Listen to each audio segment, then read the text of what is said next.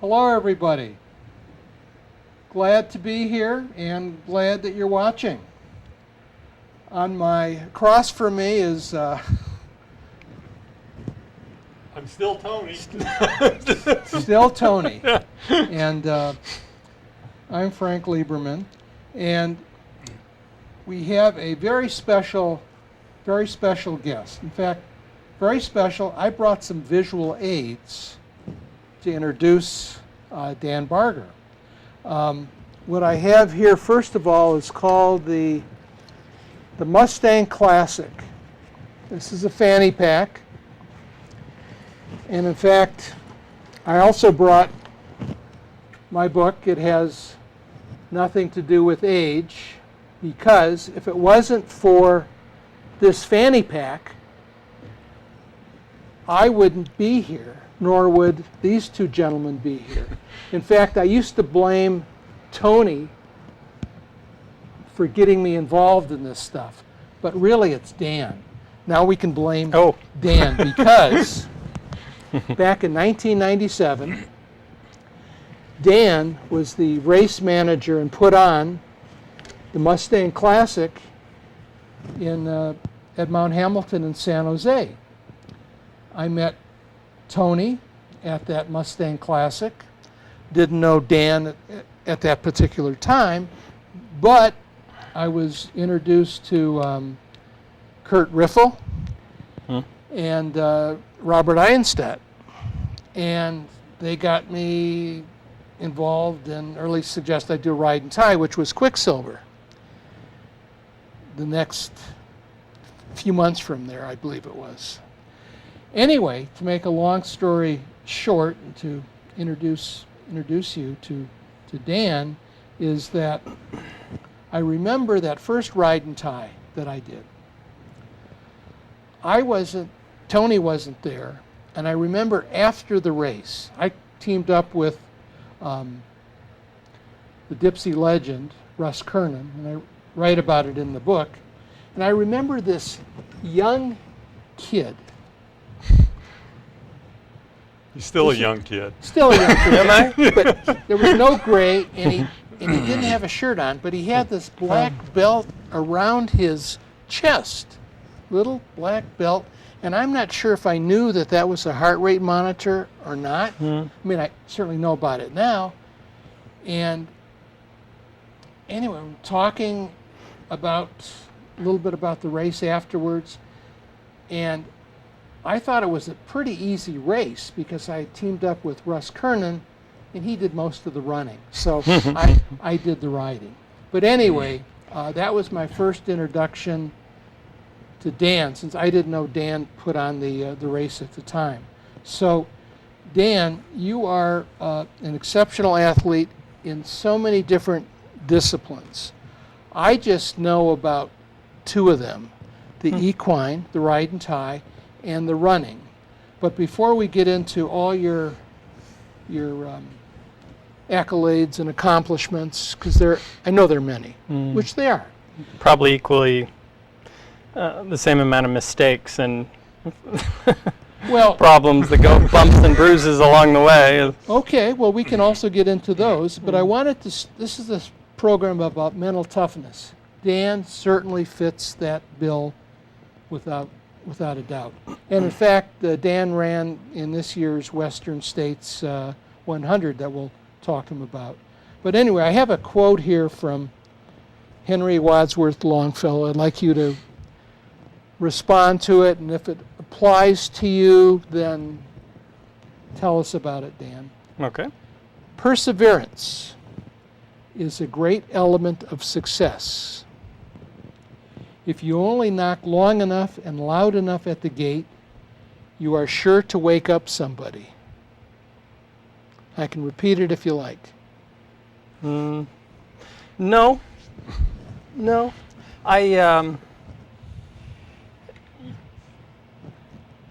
Like with many endurance athletes or successful businessmen or women, I think that you have to keep at it. And certainly with running long distance endurance runs, starting a new business, any of those types of things, you have to find, you know, the little crack in the wall to get through. And I think that, you know, I graduated from college, and I went to Cal Poly straight out of high school in San Luis Obispo, and then bounced around a couple more. I was probably more influenced from a girlfriend than scholastic, you know, things. But I did bounce around a little bit, and ultimately I got my degree, my bachelor's in at San Jose State. Okay. And so directly after that, I went to work for a tire manufacturer in the Bay Area. Not literally making the tires, but selling and marketing of this. Skip Lightfoot. Yeah, Yeah. it was. It was Skip Lightfoot. Which was Goodyear. Yeah, Goodyear tire. Right. Before you go on, we have a story. Tony and I have a story. Tony and I and some of our friends did the Quicksilver run this year. Oh, okay. Okay. And Jonathan Jordan, the attorney from Southern California, you may or may not know him, ride and tie guy. And so at the end of our race, we had our little lunch and so forth. We said, let's go to Skip Lightfoot's. So we drove to the ranch, Skip Lightfoot's ranch, looking for Skip. But anyway, I just wanted to, because that's your neighborhood. Did you find him? No. Oh. and then it might have been, somebody said, the feed store on the corner that's no longer there. Which was my parents' feed store, yeah. Okay, so. Yeah. So I had worked, to that point, I had worked through high school prior to college, and a little bit during college, working at the feed store. It's kind of how I, you know, got my business experience. So were when I you was living 14. in that area then? I was living in Almaden Valley. Almaden Valley, Yeah. okay. And so my parents had a feed store called Foothill Saddlery, and it turned out they started having several of them, but in subsequent years. But that's where I, you know, grew up and so on, right at the entrance to Quicksilver County Park. And so after school, after college, I went to work for Skip, and for a shorter period of time, and immediately it became apparent to me that I needed to do my own thing. And I was involved with mountain biking. And how old are you at this point? I was 21, I think. So you're still young. Yes. Especially when we look back on it now. Right? Okay, but So okay. I decided, you know what? There's got to be a different way and to make a living, and I wasn't sure even after several years of college, and so I wasn't sure exactly what I wanted to do. And so some friends invited me to go to a mountain bike race down south, and I happened to fortunately win my category of sport, so which was the intermediary. Not surprising. Category. Well, it was to me, and so I'm standing there all excited, and everybody else is going around in circles around with the races, the other races, the expert and pro races, and I kind of looked around. And I said, God, there's got to be a better way to, you know, acknowledge the different groups and so on. And so that got me thinking, and because of that race, I started a race called the Sizzler Mountain Bike Classic, which took place at Grant Ranch County Park. Okay. That ran for 14 or 15 years. So you're young at this point. Yeah. Were you able to make money putting on that bike Yes. race? Really? Yeah. Okay. Yeah. So but it was hard work. You know, it was hard work. I didn't know a lot about, you know, the idiosyncrasies of the insurance and all these different things that as a participant you don't know about. But kept at it, kept pushing, kept making changes, and to that point of the perseverance, that opened the door for what turned out to be my business that I started in 1988, I think it was, called California Sports Marketing, and that morphed into approximately 14 years of mountain bike races, as many as 20 a year, mostly in California. But then it I stopped doing those, started doing the Mustang Classic. We were Okay, into... So let's go back. So really, you started out mountain biking. Yes. Would you consider that your strongest sport? No. No. No. I think I do well at longer distance trail running and mountain runs Okay. than any of them. Well, we'll get into that too, but so that's interesting. Starting out mountain bike, not Yeah. your strongest And- sport. But And yet- through high school, Were you running at that time? yeah, too? through high school, I started running, and at age 15, when we moved to San Jose in Almaden Valley, I was encouraged from the local track coach at the time. He turned out to be the principal several years later. He helped extract me from the creek area. Let's tell us about the creek area. Well, the creek area was, where kids go to, even high schoolers, to waste some time. Come on, Dan. Right. So they're over there, or I was in there, and one day, he says, why don't you come over here? And I thought, oh no, I'm in trouble I'm again. in trouble now. Again. In trouble. And so he says, look, you've got a choice here. We can go talk to the vice principal and see what we can do there, or you can show up suited up at the track today at 3. And I said, no strings? He goes, no strings. You're a sophomore or junior or Sophomore. sophomore? Okay. Yeah. So I showed up. I go, what do I got to do to get off this, out of trouble here? He says, all you have to do is run 4 times around that track, and you're done. I said, no strings attached. Nope. So tell the audience the distance. The track was a quarter mile, 440 yards, so 1 mile. So 1 mile. Yep. So I scampered off, running around the track and wheezing and coughing and whatever and whatnot. You weren't running up to this point? No. Okay. Just a little bit of scampering about, but Right. with the horses, because I had started riding horses when I was very young. Okay. But this is all when the horses all started, about this age too. It's 15. We had the feed store and so on. Okay. So I ran around the track, and he goes, great. How fast? I think it was 6:30 was my Okay. first mile. Not 6:30 bad.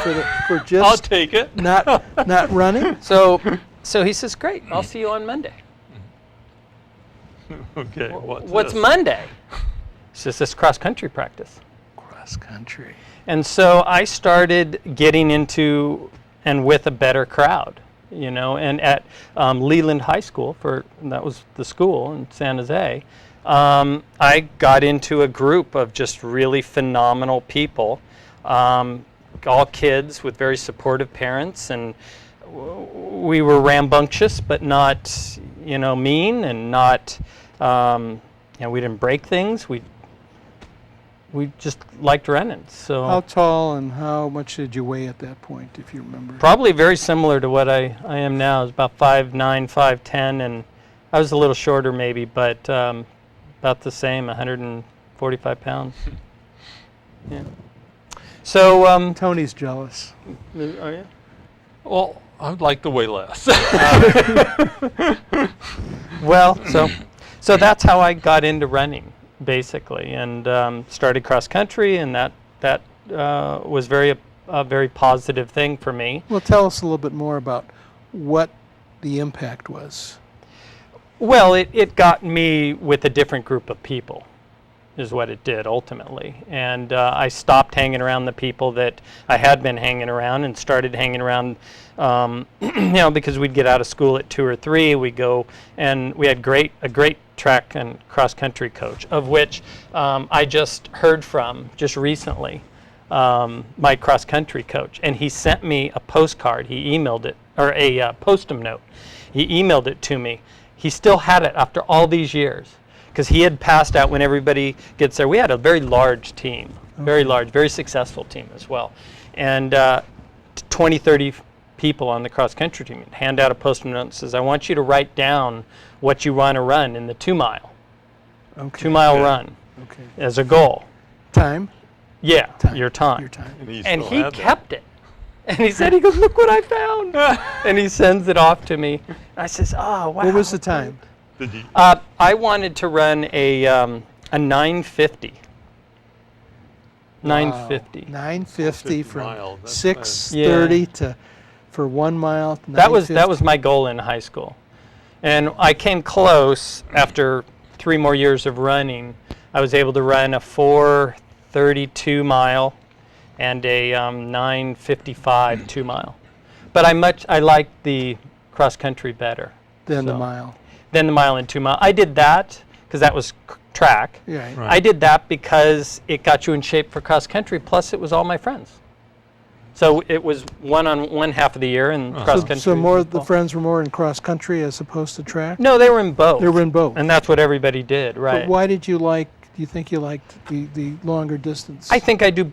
Well, what became apparent to me is that I do better at longer distances. Why do you think that is? I think it's a slow twitch muscle fibers. I think that has a lot to do with it. I think that in addition, there's a lot of mental toughness, if you will, that comes into it, that you can't always just go right off. Talk about mental toughness and your concept of what that is for you. Well, for me, it's difficult for me to articulate it. I will try to do so, Okay. but it's difficult because for me, it's just like hardwired in. I don't see any that it's abnormal or normal, or I just think that this is how it is. But what is wired in? So if there's a challenge, whether it's a business-related challenge, whether it's a competition, a physical challenge, I tend to take it. In my younger years, I was a little bit more knee-jerk reaction and would start a lot faster. Now I think I don't start faster, partially because I'm a little smarter. I would like to think it's more that than the inability to start faster. I feel now at age 48, I'm going to be 48 in about a week, that I'm like a diesel motor. All these joints and everything have to get pressurized and get lubed up and start working. And I'm not kidding. It's like 2 hours, an hour at least of running before I really start feeling better. So Is this every run? almost. So it's difficult for me to go out for a 1 hour run. That is similar to what I go through, and I don't know about Frank, but I never feel good at the beginning At the of a beginning, run. right. Never do. Brutal. Until It's a lot of work. Yeah, until you're 2, 3, 4 miles in, and Yeah. you finally start. You need plenty of time to just pressurize the system like a motor. When did you realize that? Well, I realized that probably in the last 6 years or so, Okay, 5 years, okay. mid-40s. In mid-40s, Yeah. okay. So back in the day, I think that as I recognized that I did better at longer races, I did better at races that were hotter or colder. I did better at races that were more technical rather than flat rolling How do you hills. explain all this? Well, I grew up, running in Quicksilver Park, leading the horses. We rode a lot. We rode every single day. And tell the fans what that's like, Well- weather-wise. Weather and the Because trail. of the heat and and trail. Quicksilver, Oh, so right. it's hot there. Yeah, it is. It's the South San Jose area. It's completely different than the North Bay. There's a lot of microclimates, so you can just pick, how warm or cool you like it and live there. But in South San Jose and Almaden Valley, it was very warm in the summer, and very good training weather as well throughout the year, even in the winter. I mean, our California winters are not winter. Not that cold. yeah. No, I mean it rains a little bit and that's it. And so it prepared me. And the trails. Quicksilver prepared me as well. Talk about the trails, too. Yeah, the trails are not really rocky. In Quicksilver, you've run there. They're very fast. They're not real hilly, but everything's relative. And as I Tony's smiling. It's funny, different people what they consider Yeah. tough or not, or hilly or not hilly. Yeah, it's fine. Yeah. That's So okay. It's good. But it in the same breath, I think of Western States as a downhill, fairly fast race, which is the Western States 100, which took place a couple of weeks ago. I mean, the first 30 miles are mountainous. They're up at altitude. They're very rocky. Some trees are down and occasionally, but there's lots of stuff on the ground and so on. And that's the more mountain end of it. But after Robinson Flat at mile 30, it's a fast run down to Auburn, even though there's 17,000 feet of elevation gain throughout that 100. So within high school, we would run 5Ks and 10K road races throughout the Bay Area on the weekends when we weren't racing. But yeah, you don't do that in... No, but that's kind of how I learned that I was better at longer races. Okay. So I've run probably running and ultra-distance trail running oriented events in excess of 30 miles. I've probably run 200 of them, with about 30 of those being 100-mile foot races. But I've probably only run a dozen marathons. Okay. Maybe 10. Just not very many. Okay. Yeah. It's The like pavement the- is not, and I don't have a lot of injuries. because... really don't. Because? Right, because I think that I stayed predominantly off the pavement and concrete. I gravitated towards trails. The reason why I like trails is I like the challenge. I liked the dirt. I liked it was softer. It doesn't seem softer, but it's 3 times Well, softer. yeah, I agree. Yeah, Even I though, agree. and I liked, the wildlife, and I didn't like the cars. I didn't like the, people and all the congestion. Breathing fumes. Yeah, and just all that. So it was natural for me to gravitate towards that through the horse stuff, as well as the trail running, and that's when I got into doing the riding ties, which you're familiar But go with. back to the mental toughness. What else? In other words, you're competitive. I mean, that's clear. You have the perseverance. Where does that come from?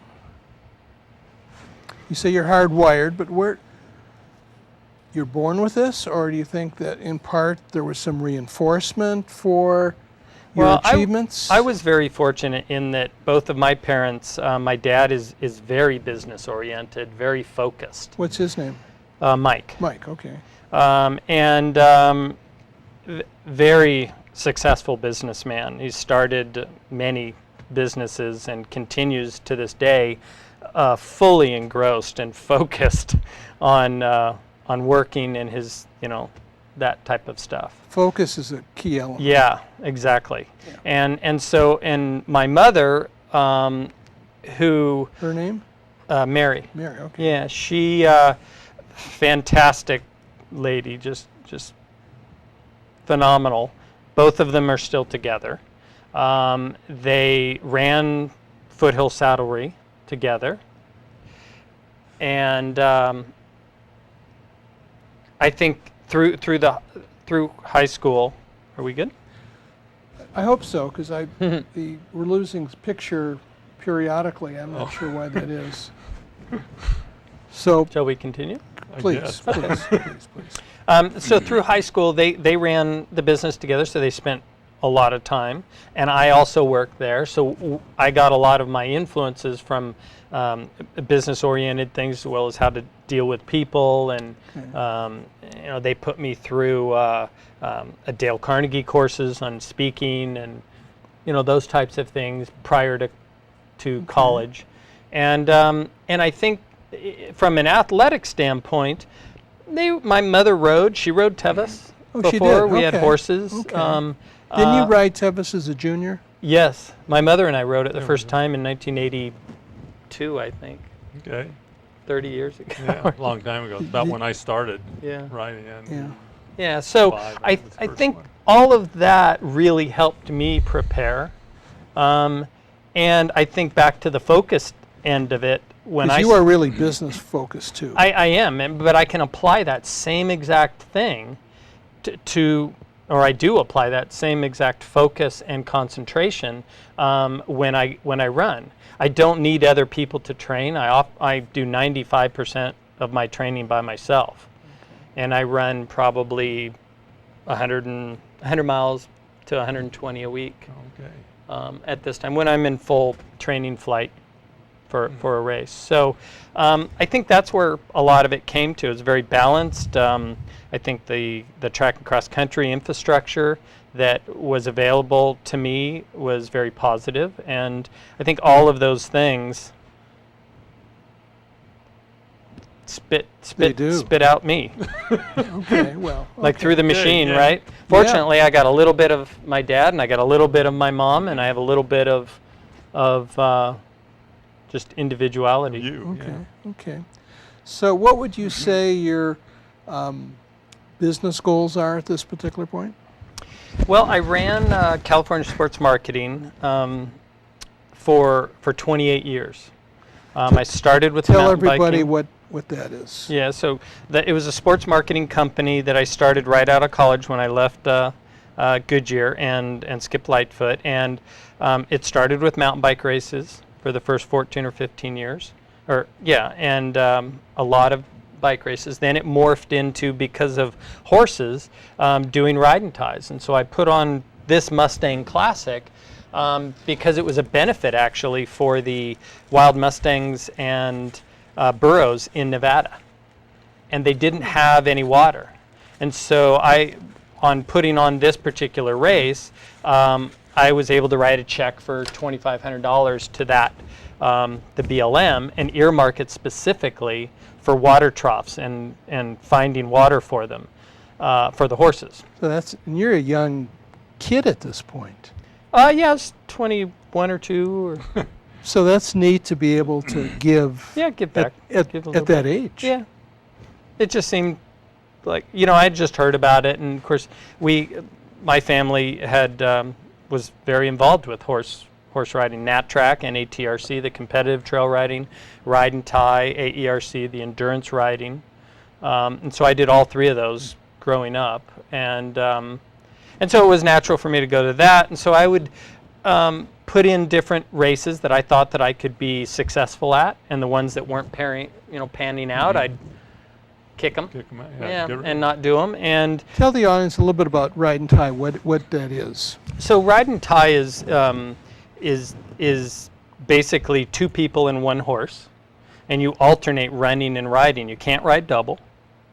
And one person starts out on the horse, the other person starts out on foot. You guys know this.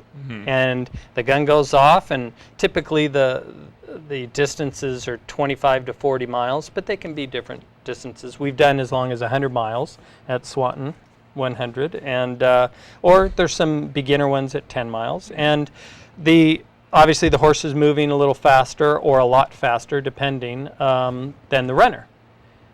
And so there's a predetermined time or place. Some people run off of a clock. I'll ride at a trot for so many minutes. 3 minutes and tie the horse to a tree and take off running or walking.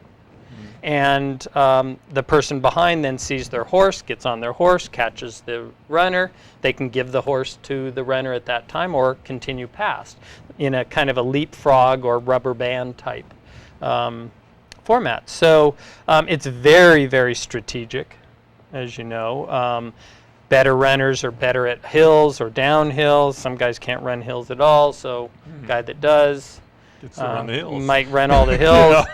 And of course there's veterinary checkpoints, safety checkpoints along the way that keep the horses in check, but it also provides a huge strategy for the team on how the horse has to come down to a certain pulse and respiration criteria and be sound in order to continue. But if you ride your horse in too fast, obviously the horse is going to get hung up and not their respiration and pulse won't come down as quickly. So that's important. And then of course the runner's still going out in front of the horse, and sometimes it takes a little while to catch back up, especially if you have a really good runner.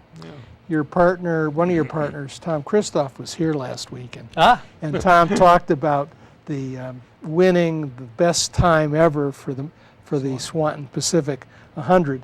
And then he laughed and said, yeah, probably Dan did about 65 miles of the running, and maybe I did 35, so.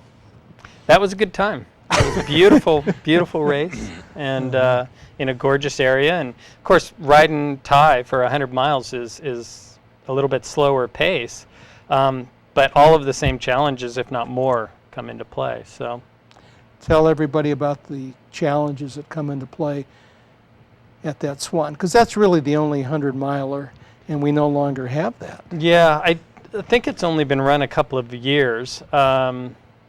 And you know, it has the same amount of challenges as, it's kind of a amalgamation of the Western States Endurance Run, the Tevis Cup Endurance Ride, and the World Riding Tie Championships.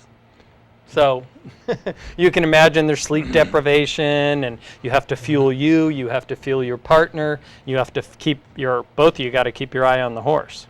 Because the horse still has to do 100 miles. The horse has to do 100, and if either one of the three of you don't make it, you're done. You're done. Yeah, you got to pull out. Yeah, I did the last Swanton Pacific 100, and then that was it. Wow. They stopped it, so I agree. It's a shame. So I need to know, what's with the quad dipsy that you like so much? You've done it a lot. I've done it 10 times, yeah. It was just, it always came at a great time. It was Thanksgiving weekend. And, you know, it was a trail run, very hilly, 9,200 feet of elevation gain and 92 loss, and very technical. Lots of steps. Lots of steps, lots of roots and rocks, very hilly. It came at a great time of the year, really. And so even if I was away at college or something, I would still be back, so I'd do it again. I really didn't do it that many times over the years. I've been running ultras since I was 15, I think, is when I ran my first one. So that's 81. It's like 32 years. Which ultra did you do at 15? The first one was the Skyline 50K. Okay. At Lake Chabot.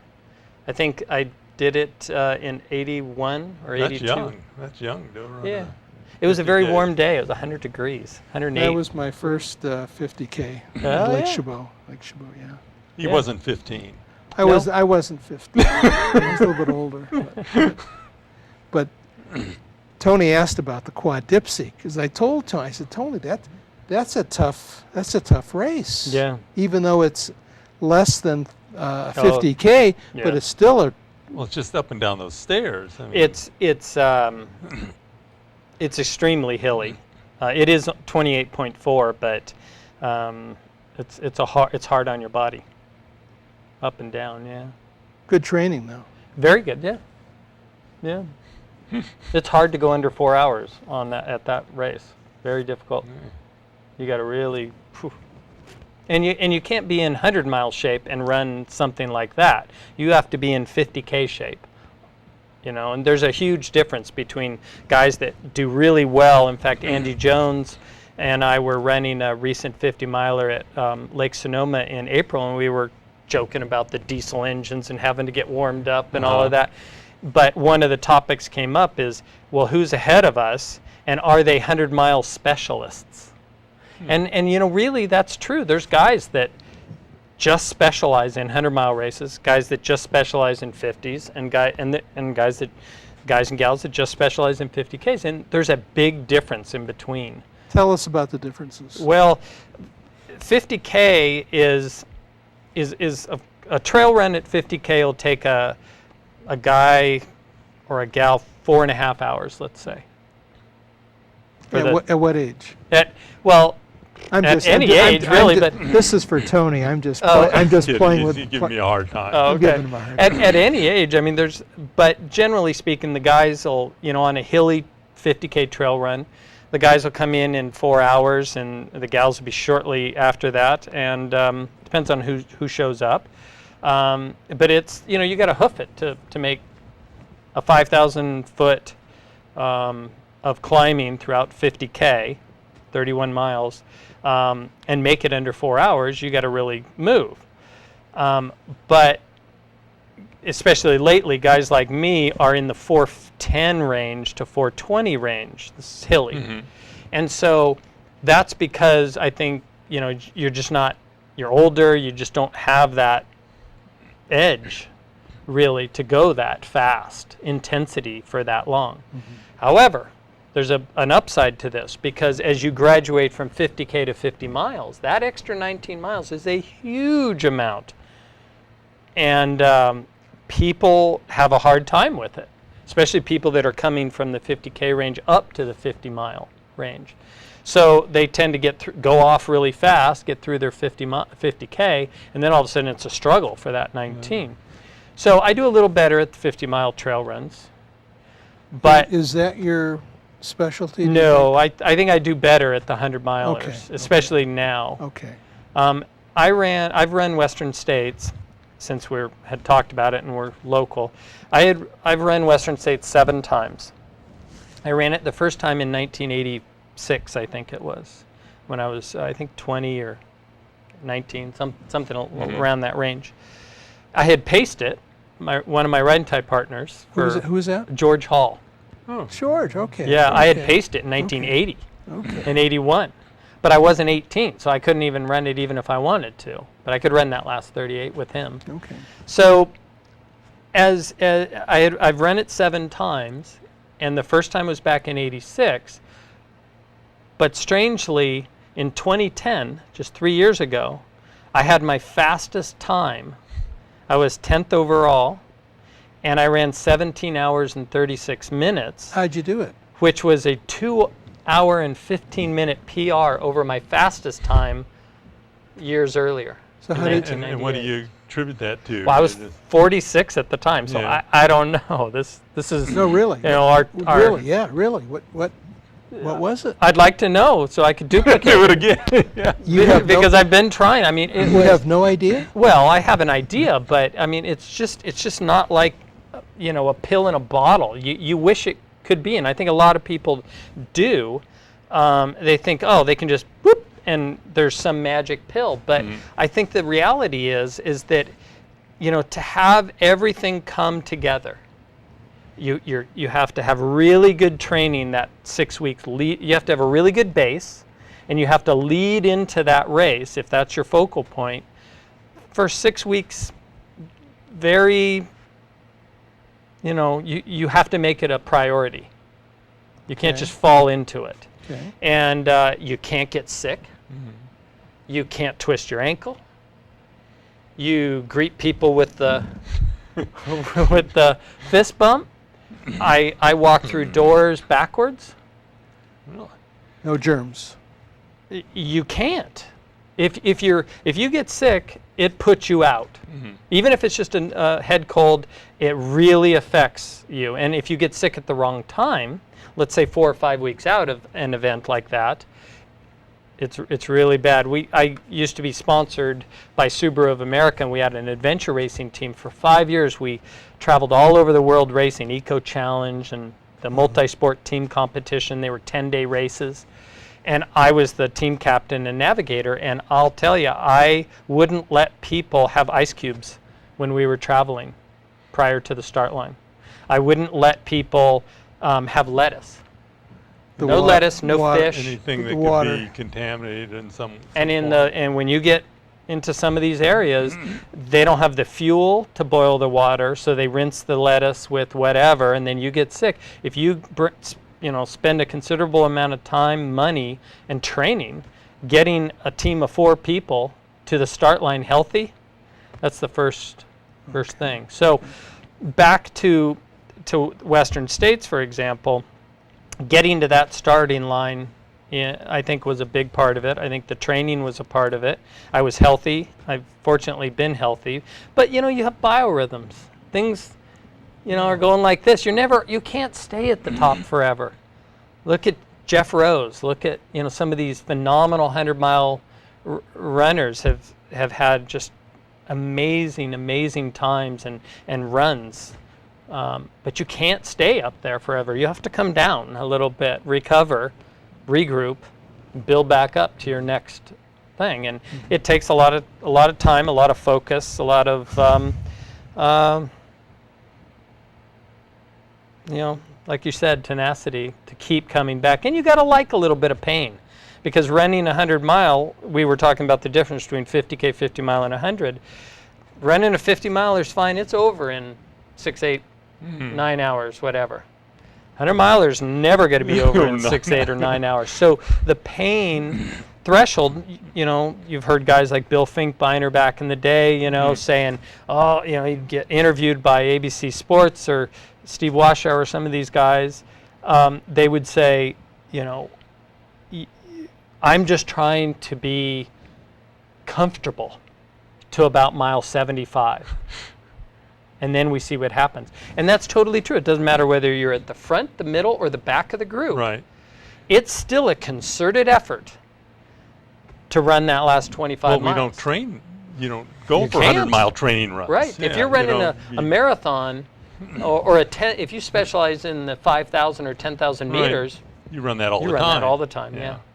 So I think there's a big difference, and I just found with myself that I really like the challenge of testing my body, seeing if I can to go faster. I always knew I had it in me to run faster than 19 hours, but all of a sudden that year in 2010, it wasn't considerably cool. It wasn't overly hot. It just clicked, and I ran like a obviously, yeah. Yeah, all the way. And I got in this race. I got to tell you, I got in this race with a guy named Eric Skadden, who's a perpetual top 10. He's been in the top 10 at Western States 8 times. He completed, or 7 times. He's completed his 9th this year, so his goal is to get that 10. And he and I did not know each other. And we had been running in and around each other all day. Who is this guy, you know? And we're nibbling away at the guys in front. We were in the teens. We got to Forest Hill. We ran down to the river. I had a good run down to the river. The river's at 78 miles. Right. We cross the river and start up to the Green Gate, that's actually silver. But the Green Gate, that's from Tevis time. It used to be called McCrary Gate, who hosted the Swanton 100. And we got into this race because we crossed the river, past Howell Corner, hit a bum leg, ankle. All of a sudden that put Eric and I tied for 10th. Yeah, okay. And I wanted in on the next year. And he wanted in because he had a streak of top 10s going. Okay. And so that made us 10th and 11th together. And we got in a race all the way to the finish. And I ended up 10th and he was 11th, and we put 45 minutes on the 12th place guy. We were in our own world. If the race was for us first and second, it would have been an amazing battle if it was captured, on film. But we were in our own world. How close were you guys together at the end? 4 or 5 minutes. 4 or 5 minutes, okay. So on that day, I guess what's so special about it, and this is why I keep coming back and why I like doing hundreds, is first of all, you never know what you're going to get when you toe the line. But I'll tell you, if you don't toe the line, knowing that you're going all the way to the finish, not to this 50 miles and see how it feels, right, or not to that tree and see how it goes. No, you're going from here all the way to the finish. You're going to have trouble. And it was just a phenomenal year. It was great to be able to, my point being, it was great to be able to actually race that last 20 miles. That's a long distance. We were racing back and forth and back and forth because you're in such a death march, that last 20 after doing 80. And parts of that trail aren't easy to run on. Well, that last 20 is actually a lot. Well, compared to. Yes. But generally, after it's flat. After 80 miles. Right. But even it's going still up to Roby's a hill. Yeah. I mean, at that point, and you have to go up to Highway 48. There's a couple of hills in there, but the big stuff's done. The altitude's gone. The rocks are all gone. But we were in our own world, back and forth. We passed each other at least 6 times, back and forth. So where did you finally? We left Highway 49 at 5 miles. And I left first. I saw him looking around at the table, and I grabbed my water bottles and go, I gotta go.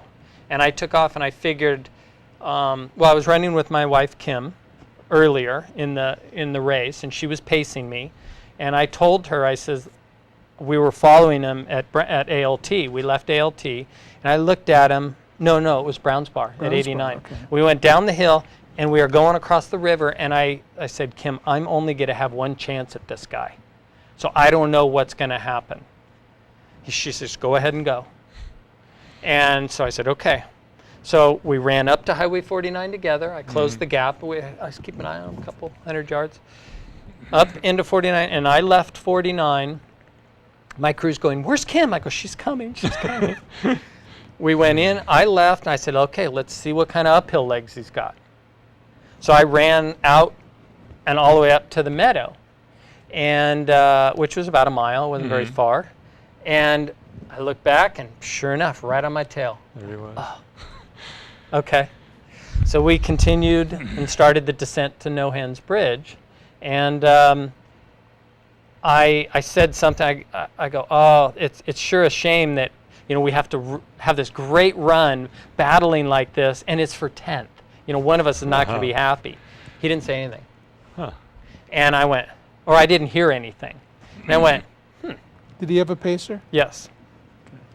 And at that time, shortly after that, about a half a mile down towards there, I leaned forward and ran all the way down to the No Hands Bridge as fast as I could.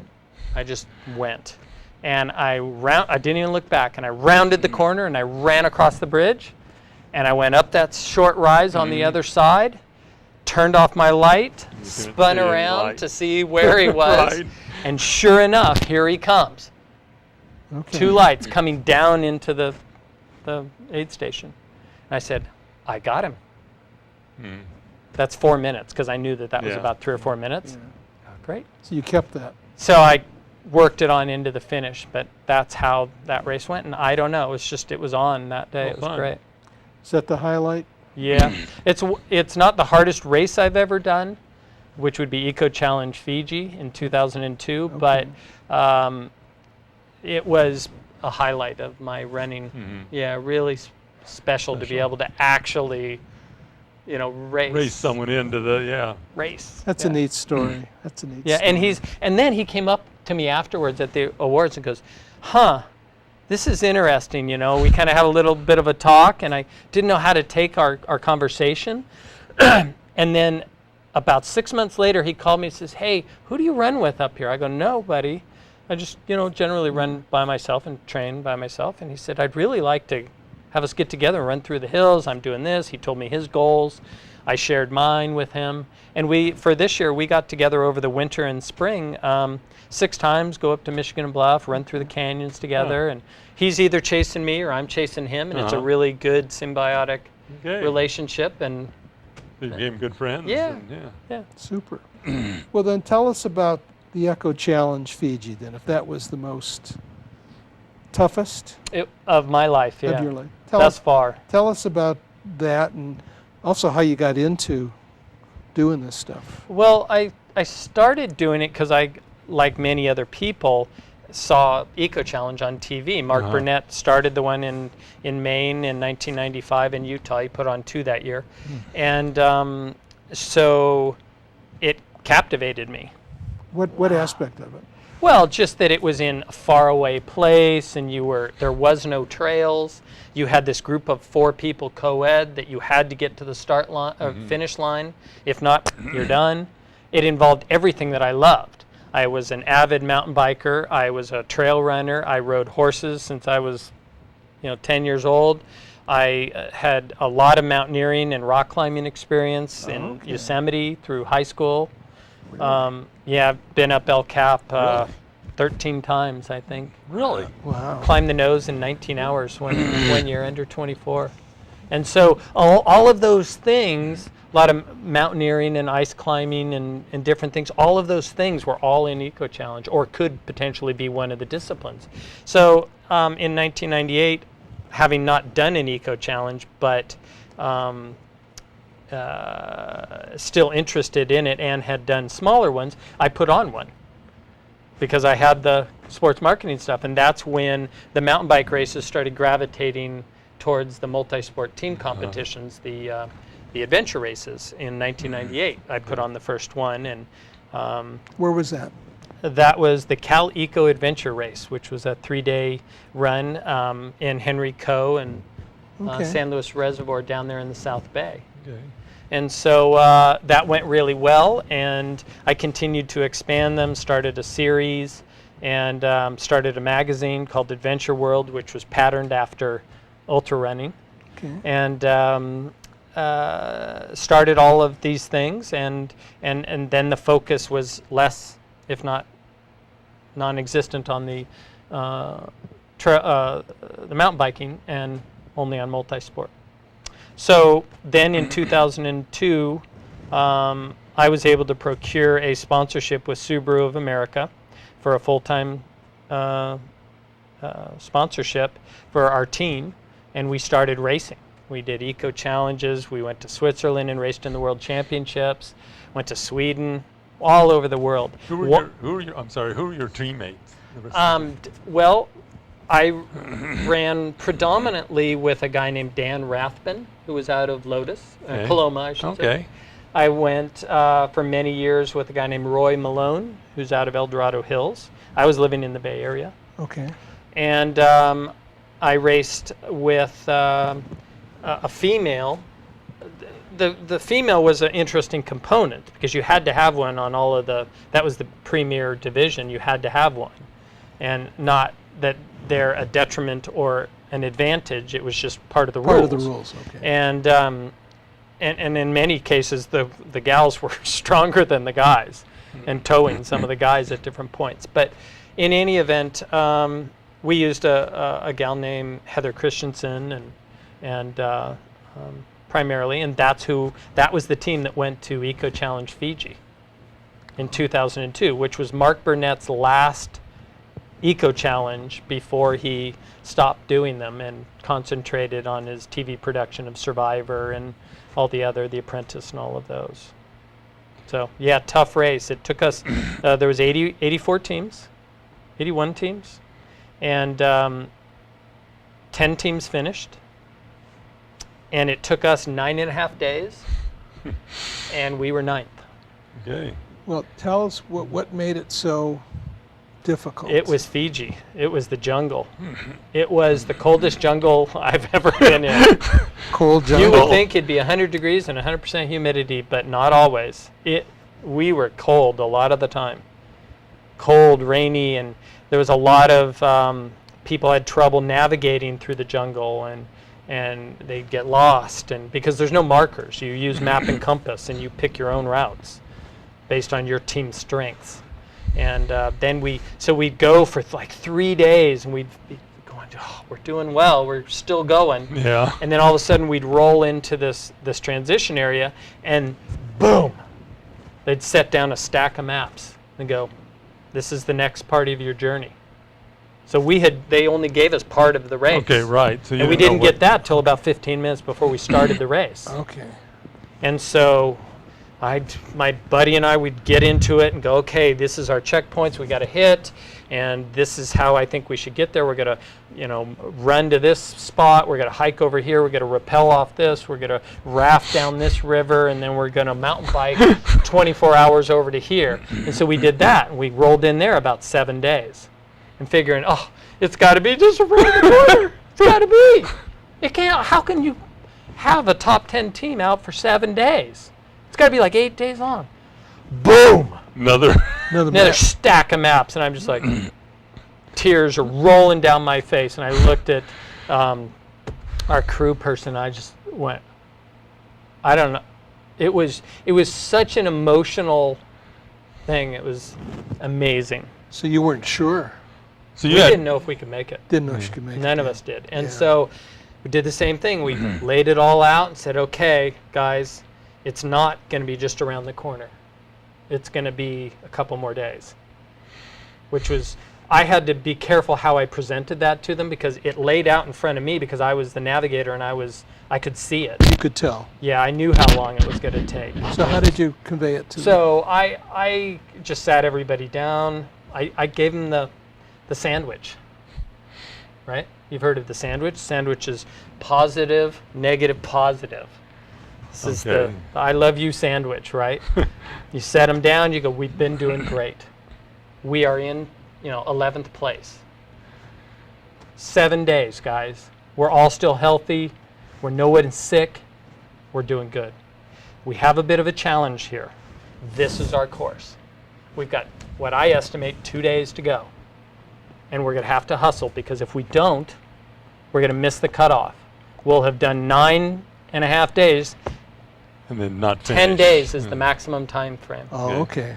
And so we got to buckle down. That's the bad news. But I think we can do it. We all hugged, said, okay, let's get it together. We got our last bits of food, got in our kayaks, and started an ocean kayak of about 8 hours to an island. Okay. So we ended up 9th. It was 9.5 days, and just the raw everything, raw nerves, raw emotion. You were broke down, but we were all still going. I don't know how, but it was. In the bonding experience? Yeah, it was, I guess some teams have a real close, that brings them closer. For us, it didn't take us apart. It didn't bring us closer. It was just kind of a very satisfying feeling to have gotten together and been one of the very few to complete the last eco challenge that was ever done. That was the last one. Yeah. You'll never forget that one. No, I won't. Yeah. Okay. Well, I want to thank you, Dan, for coming and sharing some of your stories. There are many more that we didn't even touch on that I'm aware of. We'd like to have you back at some point to continue. Part B? Well, yeah, Part B, and I hope that the taping went well today because at times I would see us and then at times I wouldn't see us. So I just hope that works out. But thank you all for coming, and especially Dan, and hearing some of Dan's excitement. I learned a lot today about the running. I thought you were very helpful in terms of explaining some things today. I don't know if Tony did, but I found it easy. Well, I found a learning because Tony's thinking about doing a 50K. Well, I haven't done one in 10 years or 12 years. Which one are you thinking about? Actually, Deception Pass up in the Pacific Northwest because I like it up there. It's in December, be a little cold, but Cascades are phenomenal. It should be pretty. Just beautiful area. Good. Well, if I can help in any way, let me know. I thought you might have learned something today from Dan. I always learn something. I haven't processed it. I can't process it that quick. But okay, because I was listening carefully and I'm thinking about you because this is going to be a good challenge. I mean, for you. I tend to have the same, warming up sounds familiar, not feeling good for the first, because I never really feel good at the start of. In fact, I'll start a run and I said, am I even going to make it? Yeah. Sometimes I feel so bad, but then it just slowly. Not lately. Well, and I think the aches and pains come and go. Yeah, they do. But I think I always remember that, years ago, things come and go. But being healthy, that is. I think for me, I don't have any knee or leg problems or problems that way, and I really think it was being on trails rather than pavement and concrete. Are you still doing cross training at all, like the biking? I'm not. I'm focusing on the ultra running. Okay. Yeah, I've got a 50 miler this weekend that I'm doing, and then in about 3 or 4 weeks at the end of August. We're going to go to UTMB, which is a 105-mile race that starts in Chamonix, France. Very hilly, very, very hilly, very technical run. And it runs from France to Italy to Switzerland. Oh, nice. All through all of those countries. Through countries. In this enormous, big circumnavigation of the mountain. In the Alps up there? Yeah. Southern Alps. Southern Alps. Okay, that'd be pretty. Yeah, so that's at the end of August. That's the next one. Another carrot out there. You're on schedule.